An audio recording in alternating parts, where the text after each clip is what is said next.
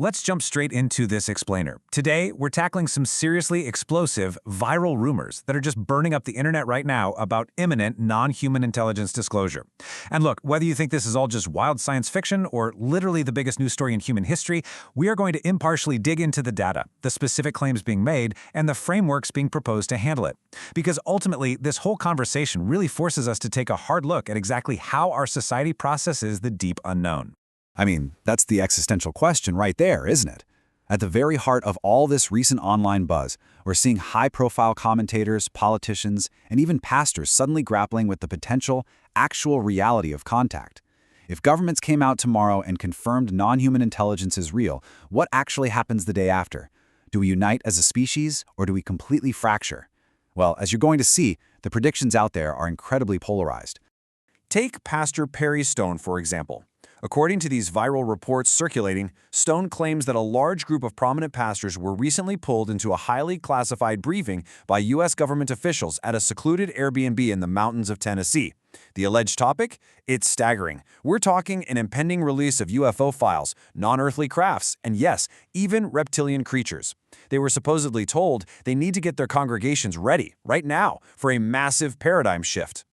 So, that brings us to our first main point: end-time prophecies and panic. Looking at Stone's predictions, he sees two very distinct, very extreme reactions if disclosure drops. On one side, he's warning of massive apostasy, basically believers totally losing their faith because the sudden reality of otherworldly life might make the biblical creation story feel like just a localized myth. And on the flip side, complete secular panic, non-believers totally freaked out by these entities, rushing straight to spiritual leaders and demanding answers to questions that science simply hasn't prepared them for. It's basically a recipe for an existential meltdown. And man, the theories spinning off all this are wild. We're impartially tracking a whole web of secondary ideas swirling around these claims. Some commentators are arguing this whole thing is just a psychological operation, pointing to Hollywood sci-fi movies as government-funded predictive programming to softly prep the public. Stone himself actually mentioned a fascinating theory that a staged, or even a real, alien invasion could be used as a global smokescreen by governments to somehow explain away sudden mass disappearances tied to end times rapture prophecies. Which leads us into our next section: the threat of spiritual deception. You know, you really can't talk about this without mentioning author David Icke. He's been warning about reptilian entities for decades, and he naturally weighed in on these exact pastoral rumors. But Icke's take is a bit different. He argues that these beings aren't actually extraterrestrials flying in on spaceships from other planets. Actually, they're interdimensional. His claim is that these forces literally engineered our simulated reality, and that traditional religion itself was created by them as a tool for interdimensional human control. But hold on. Would lizard people showing up actually destroy a core belief system? On the complete opposite side of the debate, commentator Glenn Beck reacts to this with massive skepticism. Beck argues that a true Christian's faith in Jesus simply wouldn't be shaken, even if, as he puts it, lizard people suddenly materialized in a shopping mall claiming they invented religion as a giant psyop. For Beck, the foundational truth of his faith absolutely supersedes any new intelligence that might crash the party. Okay, let's completely pivot from the speculative chaos for a minute. Section 3, the One Gaudian Framework Solution. We've just seen the panic, the wild theories, and the serious potential for societal division. So, the big question is, how do we actually handle this if it turns out to be true? Well, the One Gaudian text proposes a very structured, stabilizing approach. It argues that the proper response to non-human intelligence absolutely shouldn't be panic. It's not about forming a UFO cult or trying to dominate them or just burying our heads in the sand. Instead, it calls for a disciplined recognition grounded in one shared reality: that all existence, no matter how advanced or strange it looks, originates from one singular source. And to actually pull that off, the framework gives us the OMO system. Think of it as a step-by-step cognitive toolkit to process reality-shifting events without totally losing your grip. Instead of instantly abandoning your worldview, you just follow the steps. You observe the phenomenon clearly without your usual biases. You verify the hard facts. You distill the core truth of what's in front of you. You align it with the understanding of a singular source. And finally, you respond with perfect dignity. It's essentially an actionable antidote to chaos.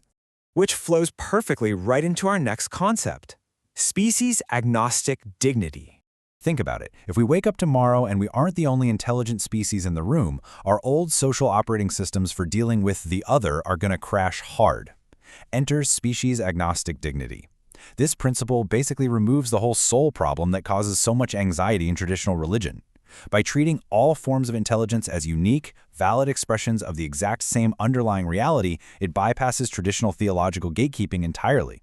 It essentially says, hey, dignity isn't just an exclusive club for human biology. So, by establishing this shared metaphysical origin, this logic does something absolutely crucial. It replaces the fear-driven idea of competitive optimization, the whole us versus them mentality. Because if we view non-human intelligence as some terrifying alien other, human nature will naturally drive us straight into a species war scenario.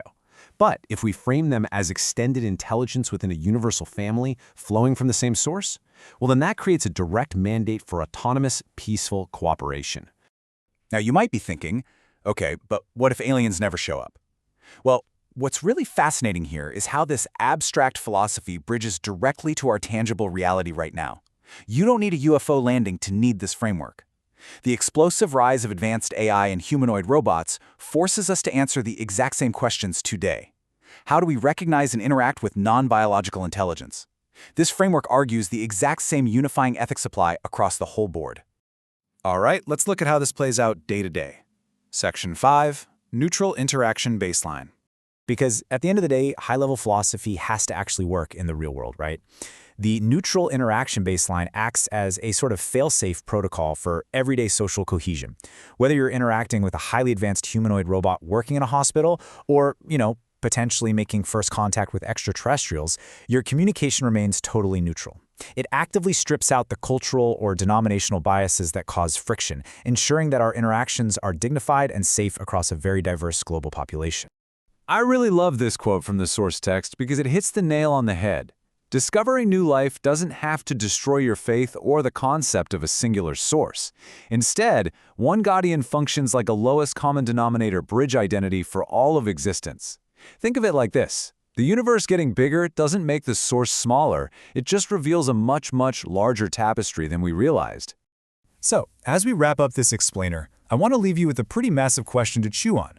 When you're faced with these huge, paradigm-shifting revelations, whether it's the sudden arrival of AI, robots, or these wild rumors of alien disclosure, how does your personal framework hold up? Does the unknown cause your worldview to just collapse in fear, or does it expand to embrace a much larger, unified reality? Thanks so much for diving into this incredibly fascinating dilemma with me.